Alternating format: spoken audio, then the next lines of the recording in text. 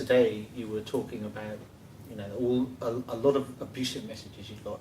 And I'm wondering whether presenting that has a certain emotional weight to it. Yeah, it does. In fact, I think it's the moment in the... So all my lectures, I've always seen lecturing as an embodied process. And by an embodied process, I mean there's a way in which I am fully present. Of course, we know we have bodies, but I'm fully present in my body at that moment, talking about issues that have a certain kind of philosophical, existential gravitas, right? A kind of weight to them. But what I have found is that when I often sort of give that kind of presentation, particularly when I go over the iterations of the term nigger, so nigger, nigger, nigger, nigger, nigger. So when I say it, reading it is different, but when I say it, there's something about articulating it that pulls something out of me, or either it pulls something out of me or it impresses something on me. It's as if feeling the history of white supremacy on my body at that moment being reiterated over and over and over again, right? So it's a very powerful somatic feeling to do that. In fact, to rehash that, it's almost as if to re-traumatize in a particular kind of way, although I know I have to say it. Right, and I think that's what I was wondering, whether it's re-traumatising, whether there's anything that's cathartic about it. That sort of, when experiencing a trauma and retelling the story multiple times, you get a distance. Yeah. Does it feel like there's a distance, or does it feel very close? I think there's a paradoxical distance and closeness. Because, one, it's distant and cathartic, particularly because I got to write about it. So in this book that's coming out in March, April of 2018, Backlash, I got to write that thing, and then hence to spill all that out, right? Mm-hmm. All that internalized poison, quite frankly, which is the response to Dear White America, which appeared in the New York Times. But at the same time, I think there's a way in which there is a distance that's achieved, but in that iteration, right, in the retelling of the white virulent messages and articulations, there's a way in which I don't think you can ever, as being black and being embodied, to use that language which is the history of white supremacy, even as I've gained some level of distance, it nevertheless leaves a kind of somatic impact on the body. So I don't think I can ever get beyond it completely. Mm-hmm. Yeah. And to listen to it, it was an emotional experience to hear those words being out, and to think, as you said, people actually posted, used snail mail, and no, that's right, made a real effort to. Yeah. So in a world in which we don't write, right, for someone to write a letter just to call me a nigger, and just imagine them sitting in their room writing the letter, and this is longhand as well, right? And then they put the address on, which is my university address, and then walk to the post office with, a stamp on the envelope, and then to drop it off, knowing the impact that might have, or the impact that they intend, right? Mm-hmm. Did it have that exact impact? Probably, right? Was it insulting? Yes. Was it degrading? Yes. But of course, I keep my moral bearing because I have to, right? So I'm not going to, that message, all of those messages will never destroy me. But it's a discursive violence, right? It's not a physical violence, but it's a discursive violence, a violence used through language, I think, which is very powerful. And so in many ways, what I want to do when I'm then giving a lecture about this is to perform, and I don't mean perform in an artificial sense, but to reiterate in my gestures, in walking across the stage, to reiterate the mood that I'm in, so as to communicate that mood to the audience. Yeah. Because I want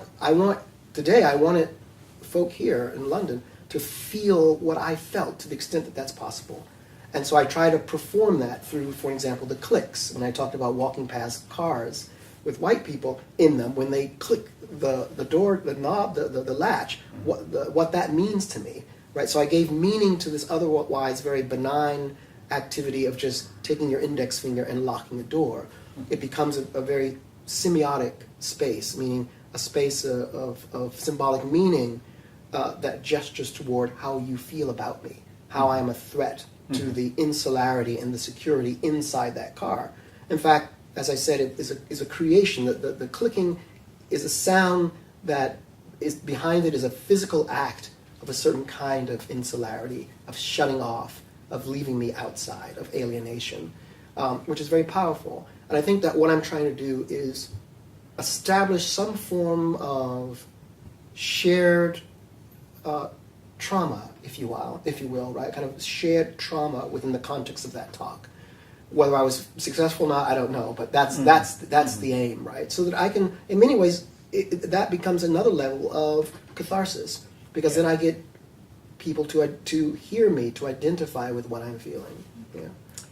And one of the phrases in amongst all of the terrible language and the abuse was a very everyday phrase, which went somewhere along the lines of we don't like how you're behaving. I don't know if you remember reading that one out, but it seems that one really stuck with me. Oh yeah, right. Because exactly. I'm an ex-primary school teacher. Right. Just that sort of you're right. inappropriate. That's right. That sort of.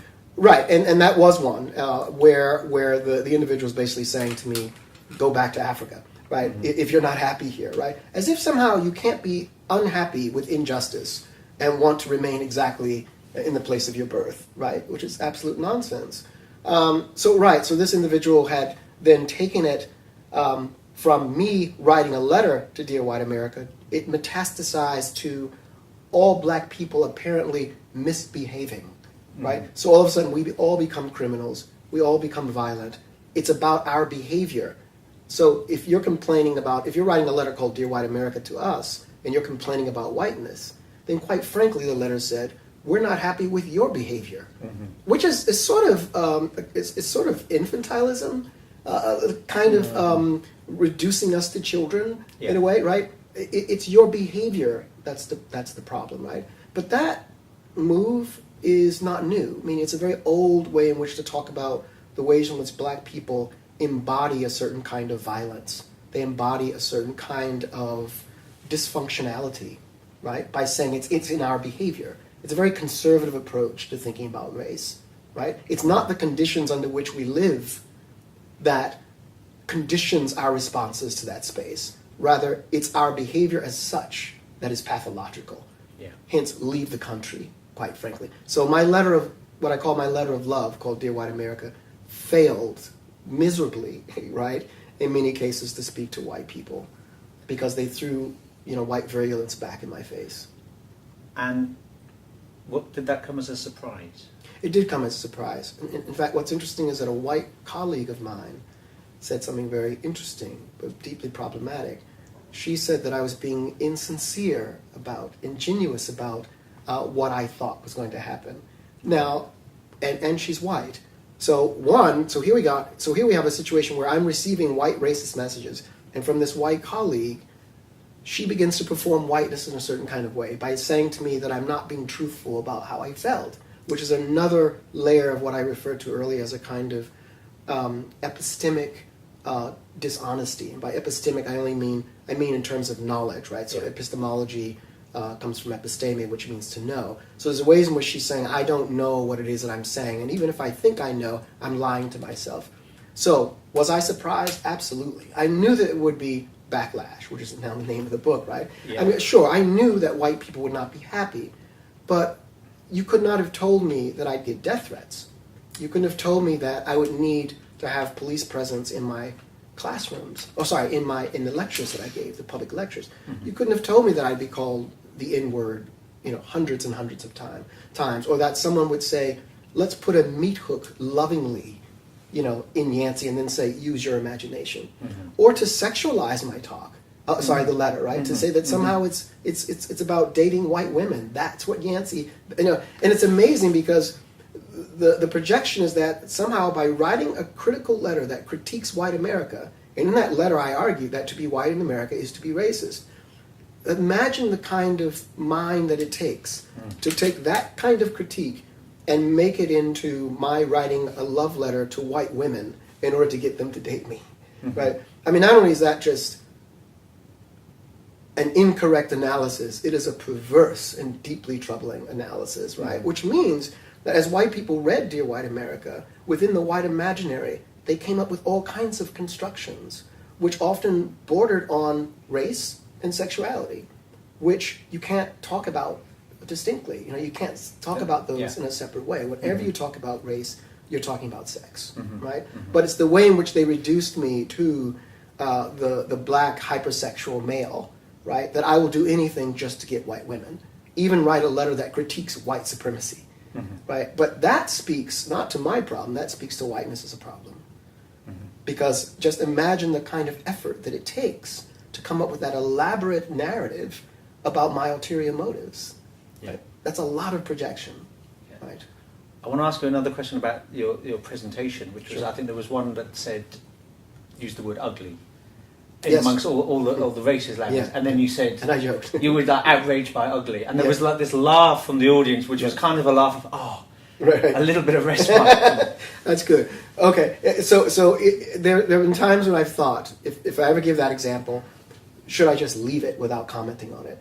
And I think that what makes it more powerful, first of all, I think a presentation of that sort, when you're saying so much about lynching, there's something about the weight of that that's hard for people to already carry, right? So I think that what I do is by inserting that humorous point, so the guy who says, this ugly nigger, and then I step back and say, ugly, right? So there's this way of taking the pressure off myself, but off the audience as well, so that then they can have this moment of breathing, as it were, right? So it's very intentional, right? So this moment of breathing where they can go, okay, let's laugh, but then go right back to the serious, right? But there's a funny way in which tragedy is often linked with the comedic, right? There's the tragedy comedy, right? Element.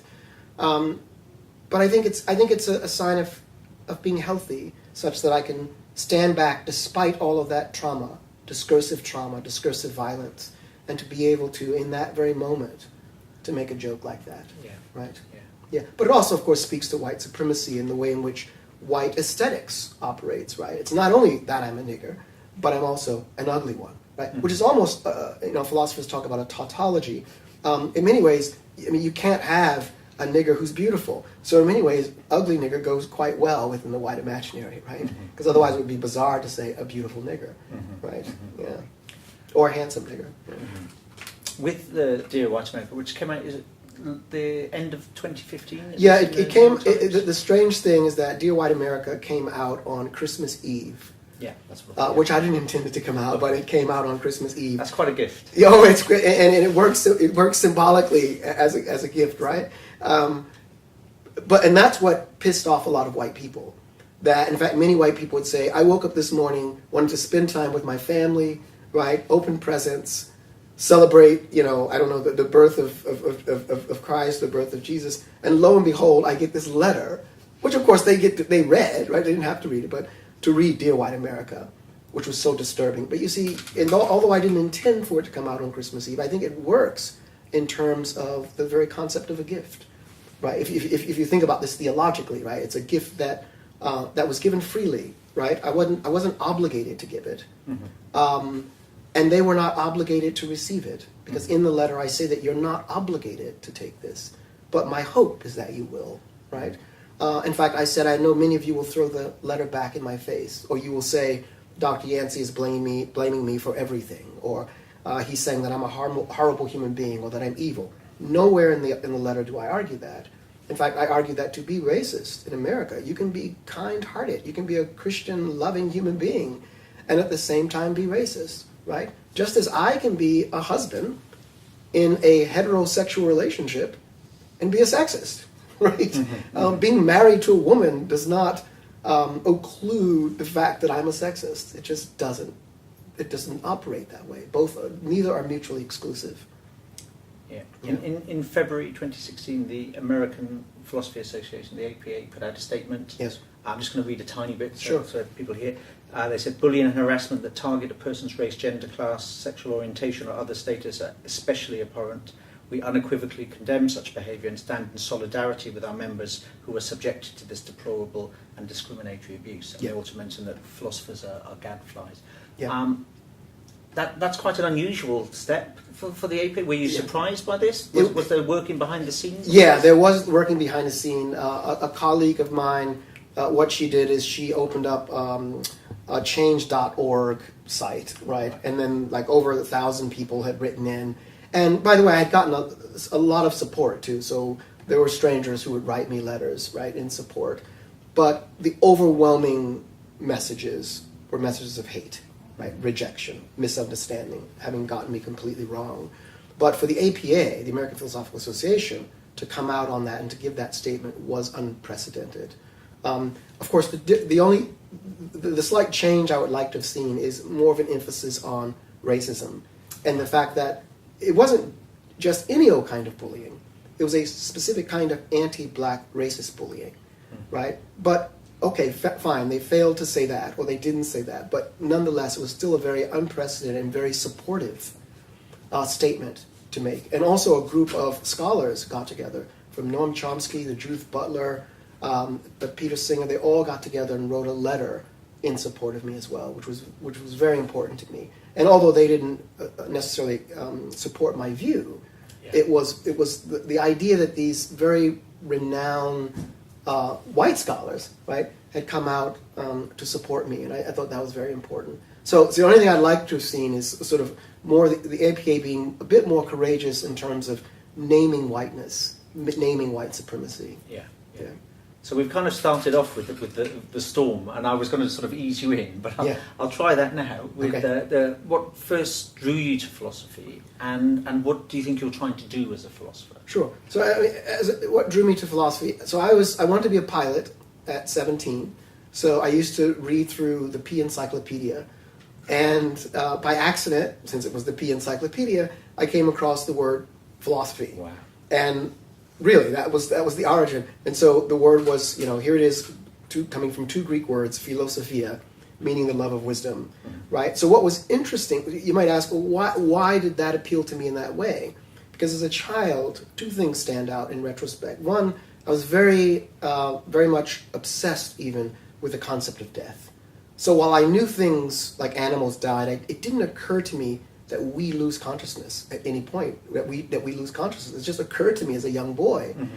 And I remember confronting my mother with it, and I said something pretty horrible to my mom. I said, I wish you had not given birth to me, because you sort of didn't tell me this other part of the deal, which was that I was going to die, and that then I have to give up the love that I have for you, right, and the love that I have for my sister. And this was me very young saying this. This is full existential angst. Oh, full existential angst at about 8, 9 years old. Wow. And so that, in retrospect, said something to me about when I discovered the term itself, philosophia, being the love of wisdom. It was another really strange moment. So my mother raised me and my sister as Baptists. And so at night she'd have us say what's called the children's prayer, which is, now I lay me down to sleep, I pray the Lord my soul to keep. So one night, again, about 8 or 9, I asked my mom if it was okay to pray for the devil, which of course completely threw her off, right? But I was being taught that the devil was this fallen angel, right? At the same time in church, I was being taught that God forgives all things. Yep. So it occurred to this little mind of mine, this little brain of mine, well, why don't I pray for the devil then? And while it threw her off, for about a month, she thought about it, and there I was, on my knees next to my mother, saying, God bless my mother, God bless my sister, and I'd name my friends. At the very end, I'd say, and God bless the devil, right? So it was an incredible thing. It was only later that I came to discover that, or to find out that Mark Twain has this wonderful quote where he talks about, nowhere in human history has anyone prayed for that being who needs it most, right? Mm-hmm. But there I was praying, right? So I think that, for me, questions about death, dying, our finitude, questions about where do we go after we die, if there's any consciousness, questions about what is the meaning of love, what is the meaning of solidarity, what is the meaning of what it means to be alive, and the fact that we're here in a universe which is otherwise quite silent, right? It's that kind of existential angst that I consider to be a site of suffering. Right. So for me, philosophy is about suffering. And by that I mean it's about asking questions that don't have very easy answers and possibly may never have an answer. That is to say, in my lifetime, I may never answer the question, why does God exist? Or does God exist? And for me at least, that generates in me a certain kind of affective intensity, precisely because I can't know that. Yeah. yet it presents itself as such an incredible dilemma, right? The fact that I don't know why we're here, right? Of course I know why I'm here, right? I came to give a talk in London, right? But why are we here on this Earth, in this galaxy, right?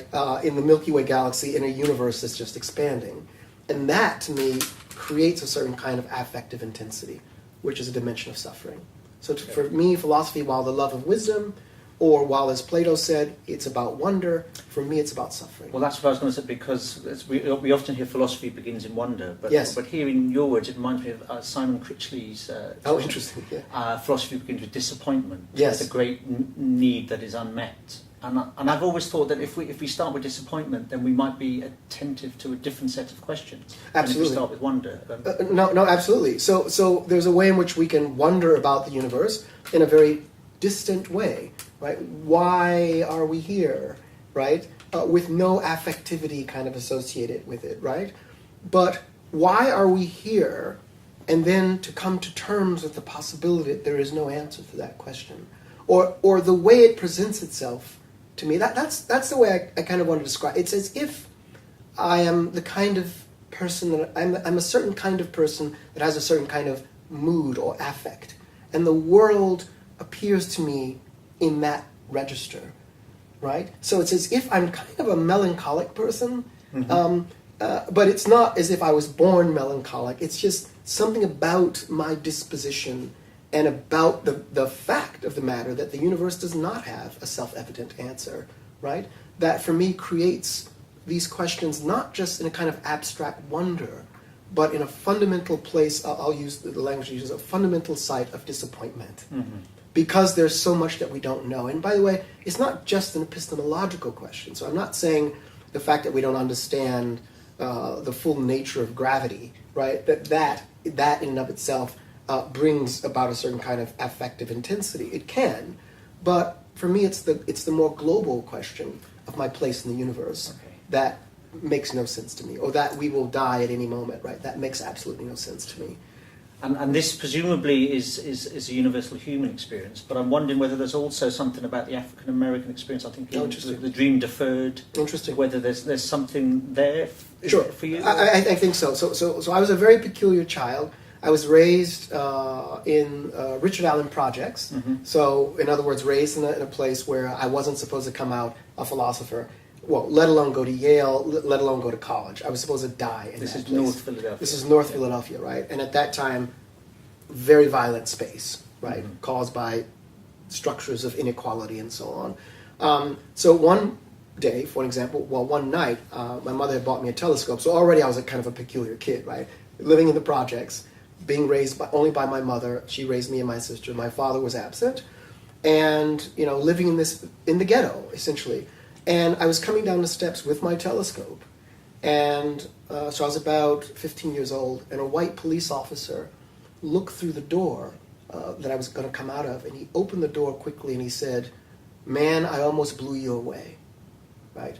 And that moment in retrospect often hits me almost like a bullet, right? Because it says to me, particularly in light of all the killings of unarmed black males recently in the United States, in other words, he said to me, "You would have been dead, right? I was about to shoot you because I thought that your telescope was a weapon." Right? So an instrument of knowledge. That's a fascinating way. So it's a fascinating way of putting it. So here you have an instrument of knowledge, as you put it. An instrument that would expand my understanding of the universe. Because I would look at the moon, I would look at the moons of Jupiter, and one night I saw the rings of Saturn. So here you had this little black kid living in the project, living under economic oppression, looking at the stars, right? Looking at the planets. And once I said to myself jokingly that, had he killed me, it would have been something like, young black boy killed in the projects while searching the heavens. Do you know what I mean? So this instrument of knowledge became a potential instrument of death, my imminent death, right? So yes, so there's a way in which I can't completely separate out this disposition that I talked about that feels like I was born with it, a kind of melancholy, but I can't remove that from the African American experience in general, right? Because that experience is one of suffering. That is an experience of the tragic. It's an experience of catastrophe, as philosopher Cornel West likes to say. It's a world in which but it's a world in which, despite all of that violence, that racism, that black people are able to make a way out of no way, to create through all kinds of creative energies and creative possibilities. But that's what holds us together, the human as possibility, a notion called homo possibilitas, the black body as possibility. So I like your point. So there's a way in which then I think about African American philosophy, which I teach, as a site of suffering itself. The philosopher Leonard Harris calls this African American philosophy a site of struggle. Right? So African American philosophy is born of struggle, right? Because it has to contend with white supremacy and white oppression, the colonial desire, and so on. So I really like that the way in which you've posed or juxtaposed the way in which there's this kind of disposition toward a certain kind of melancholic existence, while at the same time the fact of the matter is that being born embodied as black already carries a certain kind of tragic dimension within the context of white supremacy. Yeah, absolutely. So you've used the phrase white supremacy, so perhaps we should move on to that. Sure. I know that when I've tried using it, or a few years ago when I was using it in academic conferences, people just didn't know what on earth I meant by it, Sure. or whether I meant the Klan and extremist. Sure. With current events in the US, it's become a term used in the mainstream Sure. media. What are you using white supremacy to mean? Sure. So when I say white supremacy, I'm speaking primarily about something that is systemic, which means it's born within a system that overlaps with economics, politics, aesthetics, metaphysics, ontology, questions of identity, questions of how you live your life. So the idea then is that if you're black and you're born in North America, you're born into a system that was never designed for you to exist. Or you're only born to exist under certain kinds of conditions. So in this case, being enslaved, right? And so to talk about white supremacy then is to talk about the ways in which, white people are given power in virtue of being white, for no other reason. Hence the notion of the racial alger narrative that we pull ourselves up by our bootstraps has to be thrown out. The concept of a kind of pure meritocracy has to be thrown out. Because white people gain a certain kind of privilege, which means for me they gain a certain kind of immunity from certain forms of racism that black people experience. And this covers anything from being stopped and profiled by police officers, whether you're driving or whether you're walking. So there's driving while black and walking while black. If you're going to get a loan, even if your economic profile your financial profile happens to be better than that of a white person who needs a loan, the white person gets the loan.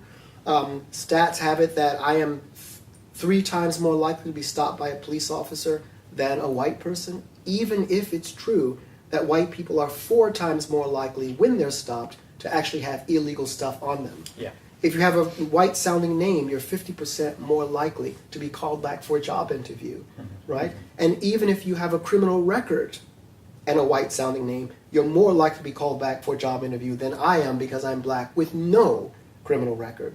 So to talk about white supremacy is to talk about a system in which on all indices, from life, health, black people are oppressed, right?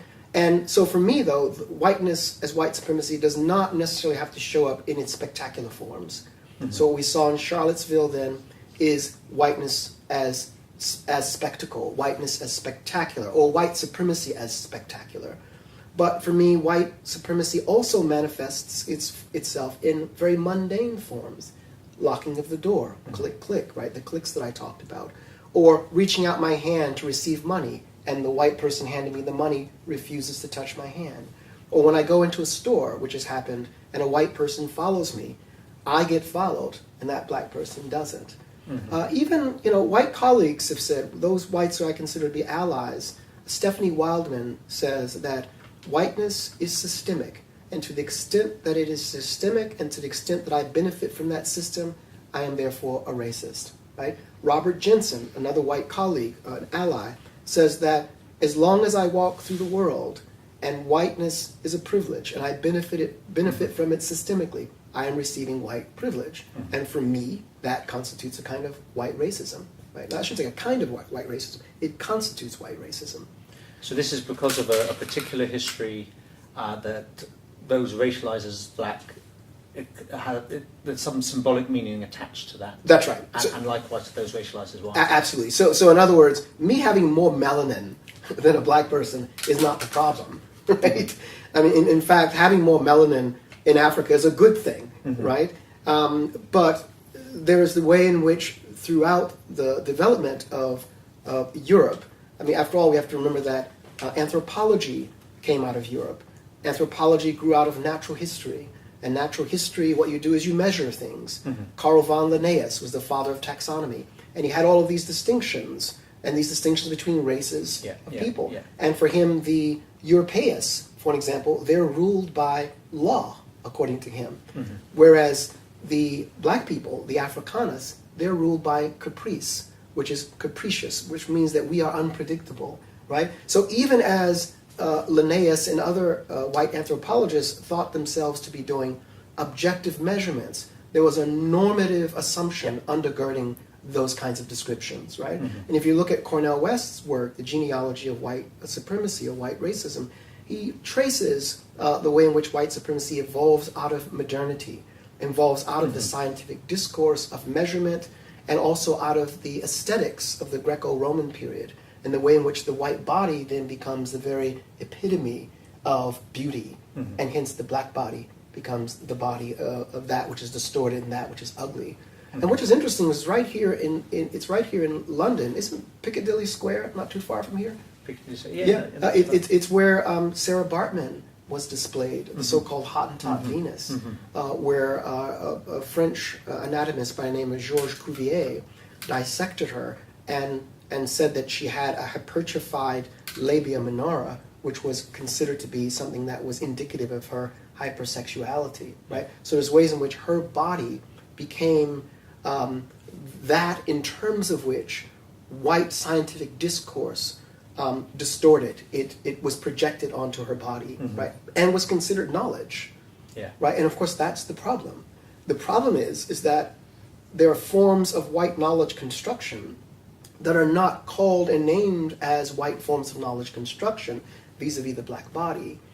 And that white perception then, or the white gaze, tends to be very procrustean. It's what I call procrustean, which, and if you know that term, procrustean comes from Procrustes, who was a mythological figure who would wait for you in the forest, and if you were too short to fit into his bed, right, he would stretch you. And if you were too long, he would lop your limbs off, right? So to say that the white gaze is procrustean, to say that the white gaze wants to fit you into its categories.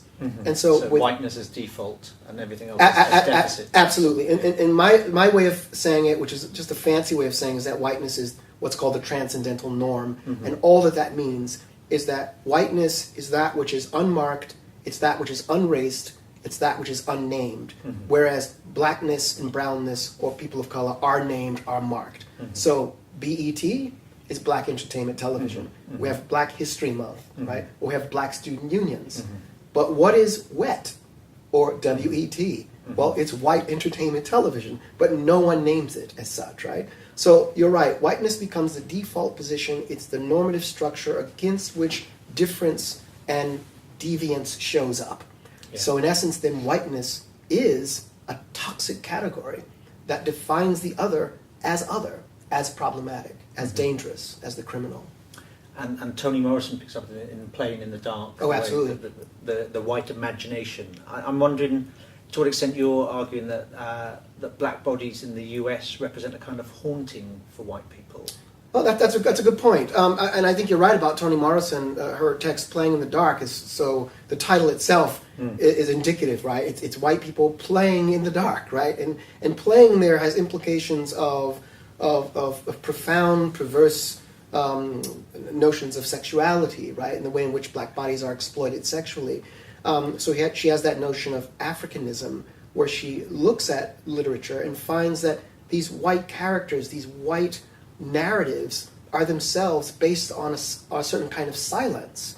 And the silence is that whiteness is purchased at the expense of black bodies, right? So the black body becomes a host, and the white body becomes a parasite, right? Mm-hmm. So there's a way in which, yes, I'd say there's a way in which blackness is a certain kind of haunting that white people would rather forget, right? It's a confronting reminder absolutely. that must be denied. Absolutely. That's a wonderful characterization. And here's the problem, of course.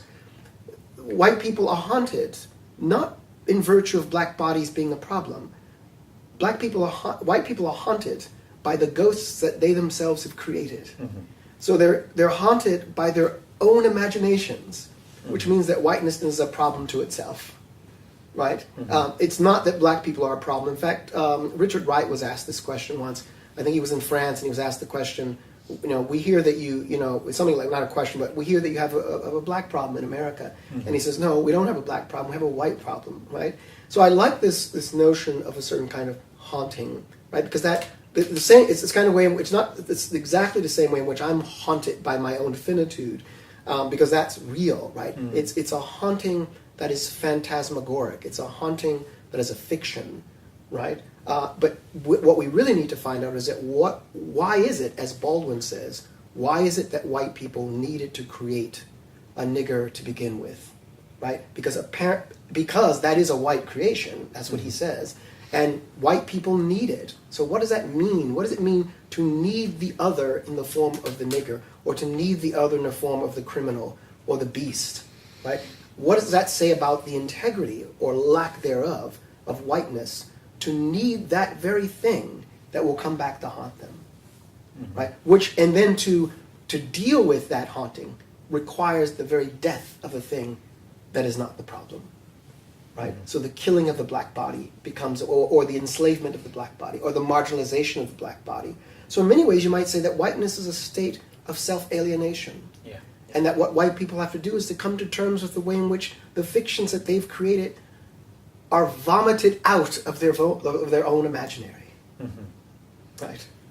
And let's stick with whiteness for a moment. I think you said somewhere else that white people can't know the depths of their own racism. Sure. And of course the question then as an educator is, I guess I'm thinking is what's the aim then of good pedagogy? Yeah, so the aim of good pedagogy, so my claim is yes, that whites don't understand the nature and the limits of their own racism.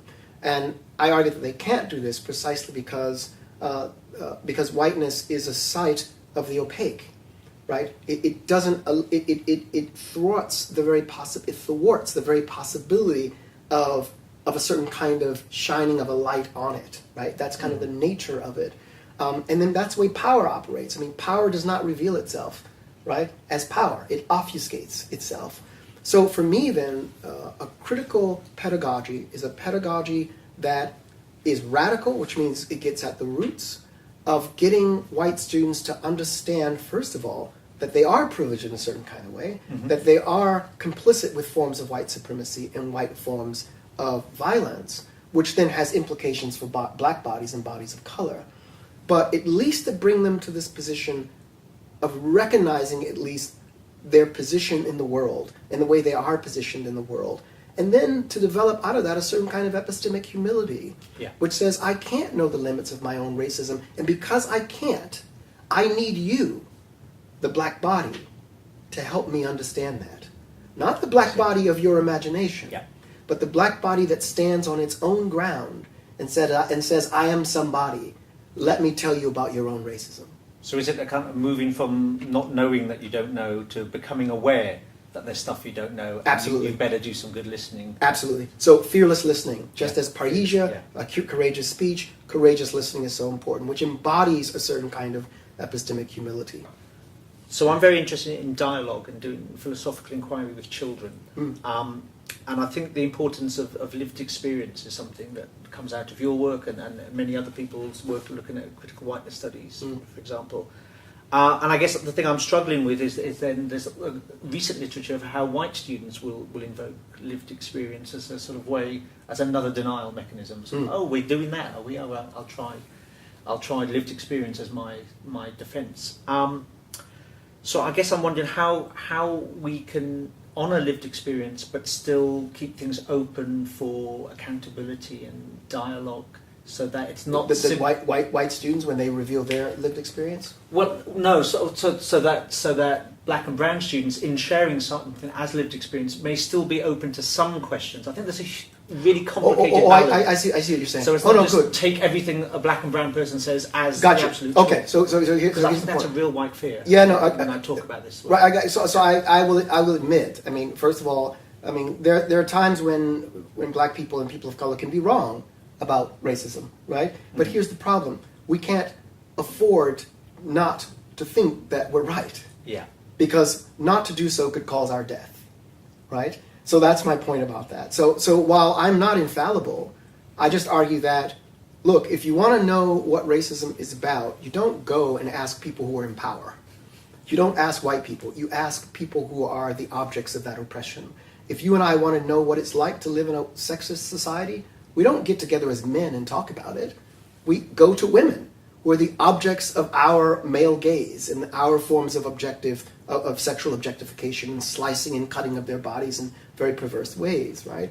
So I'm saying that it's not, again, it's not a position of infallibility. It's really a standpoint epistemology that we have this knowledge and we want to share it, and that it's through dialogical exchange, out of which perhaps there could be a movement between the both of us, right? So it's not just about white people moving. Yeah. It's also, that's what dialogue is about. It's about black people and people of color moving as well, right? But moving in such a way that we both recognize that we start off at a very different point in terms of power relationships, right? But that hopefully at the end of that dialogue, we've both achieved a different kind of humanity, one that is much more shared and mutually understood. So there'll be some, this is my quick follow-up question, Yeah. there'll be some attention to how discomfort is distributed. Absolutely. That's very important.